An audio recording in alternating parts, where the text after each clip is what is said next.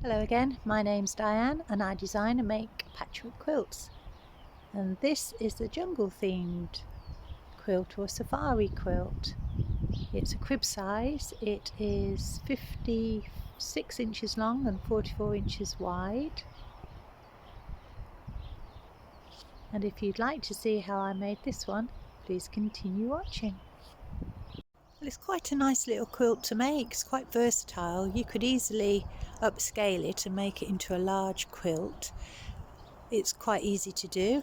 I'll give you step-by-step instructions and we'll start off by looking at the pieces of material that you'll need. So for this project you will need 90 3-inch half square triangles in a dark and a paler shade, and these squares are 4 3/4 inches, and I will put them face sides together, so a 1/4 inch seam around, press and then cut on the diagonal, and that will give me 4 3-inch half square triangles for each block. You'll also need 22 3-inch squares in the solid dark fabric and 44 3-inch squares in the paler fabric.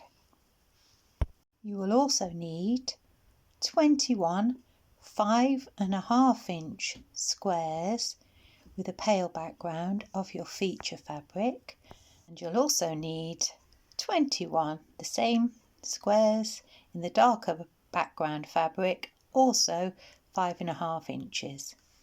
And the last thing you'll need is 3 pieces of fabric with a white background, that is 3 inches wide, 5.5 inches long, 3 in the dark, the same, 3 inches wide, 5.5 inches long. And that's all the fabric we'll need for the central part of our quilt.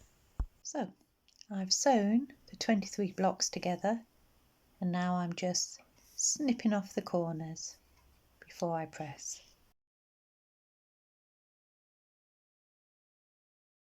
And there we are, looks like a tray of sandwiches. All of the 3-inch half square triangles are complete, and then step 1 is you take 21 of the paler 3-inch squares and you attach one of the half square triangles to the left of that with the dark facing out, and you need 21 of those. And when you've completed 21 of those, you take your 21 5.5-inch square with a pale background and you attach that block to the top. So you've got the dark on the left hand side pointing up and away. So I've sewn all of those together and pressed them. Label 1 with F, put that aside, and we're going to work on the rest of the 20 in a moment, but we just need to make a block to go down the side, and I'll show you that.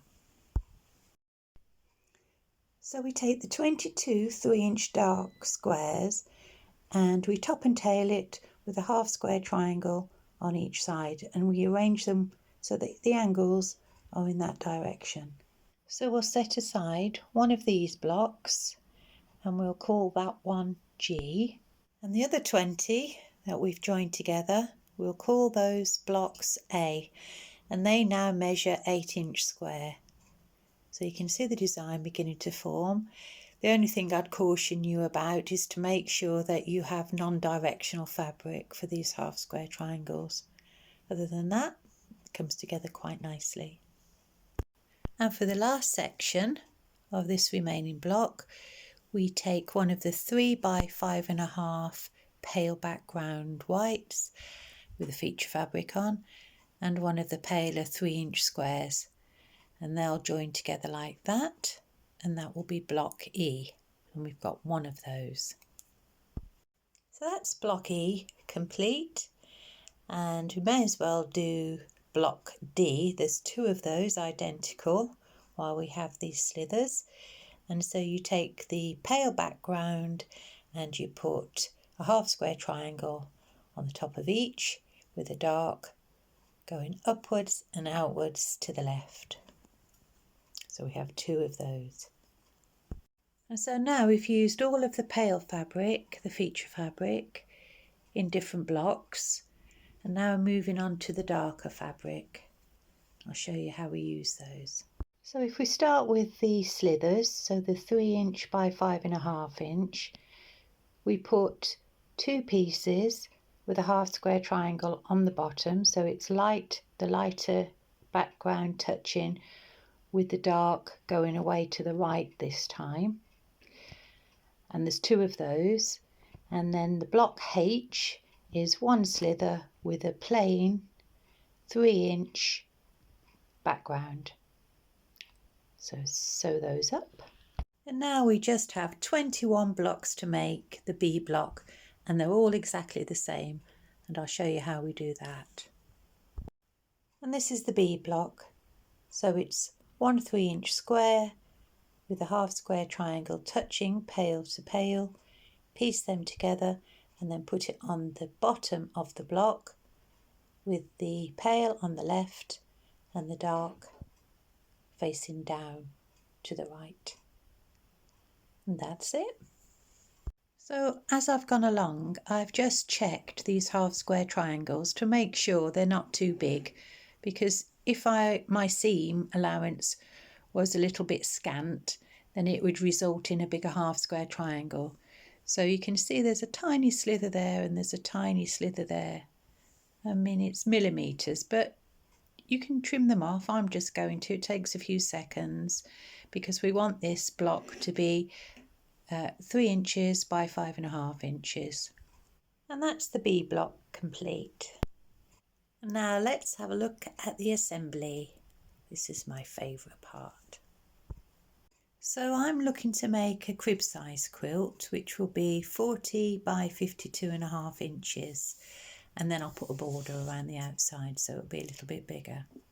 And there are 7 rows to this quilt, and the majority of the row is made up with a combination of A and B blocks. So we've got 1, 2, 3A and 3B. So I'll put those together first. So I think this is such a lovely little design for a quilt to showcase special pieces of fabric. I mean, you could put beautiful blooms there, nice K facet pieces. And the block A and B combined make 8 deep by 13 across. So if you wanted to make a bigger quilt, just increase the size by 13". That block, well, it'll be 12.5 when you've taken seam allowances in to extend, and then 7.5 down, and that will extend the length of a quilt. But I think that would look beautiful in lots of different ways. So this is row 1. It starts off with one of the C blocks, and then it has 3 combinations of A and B, and we just sew those together. And there we are, row 1 complete. So row 2 is the same, 3 A blocks, 3 B blocks, but this time we end with a D block. So there we have row 2. So they're joined together, and I really like the way that I've used the darker background there with the feature fabric, because that helps to push that further back, and the white really brings the other fabric forward. So row 3. So row 3 is a little bit different. We have E as a leader and F as an ender, and then we're in the sequence of B, A, B, A, B. So it's coming together really quickly. That's row 3 done. And it looks a lot more complicated than it is. There's hardly any seams to match. So I'd say it's quite beginner friendly. As long as you can do half square triangles, you'll be okay with this one. So row 4, we start off with G as the leader, and then it's BA, BA, BA. So So row 4 is complete, and row 5 follows the pattern B, A, B, A, B, A, and the ender is H. So those are our B's, those are our A's, and there's our letter H. 5 is complete, 2 more to go. So row 6 starts with the C block, and then it's A, B, A, B, A, B. So there we go, starts with a C, A, B, cab. That's row 6, and I'm on the last one now. So row 7 is A, B, A, B, A, B, and D. We've used D already up there, so that's the last one. There we go, 7th row is on, and it's a nice size. It's 40 by 52.5. I'm going to take some of this brown and put a border around, and I'm going to quilt it. Almost done now. So quite a few people ask me if I have patterns for my quilts, and I don't. I design them as I go, and this is the plan for this one. That's the layout, and then this is the blocks. They're all 8 inches long. Block A was also 8 inches wide. We have 3 blocks which are 5.5 inches wide, and the rest are 3 inches wide.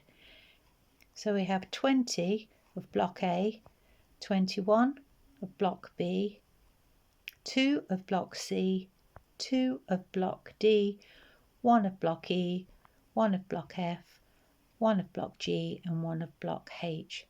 And like I say, when you combine A and B, that's 13 inches, 12.5 inch sewn. So if you wanted to make your quilt wider, you could, and they're 8 inches long, and so you could just lengthen that as well. You could make a full-size quilt quite easily from this pattern.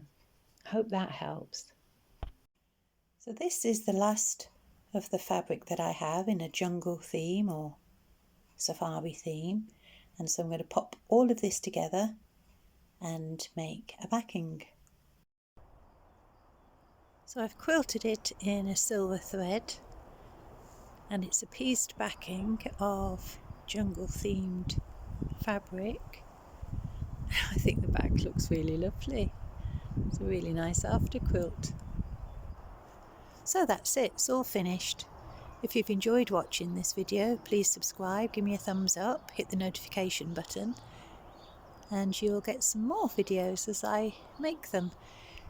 I'm going to work on destashing all of the children's fabric I've got, and so the next few quilts I'll be making are children's themed ones.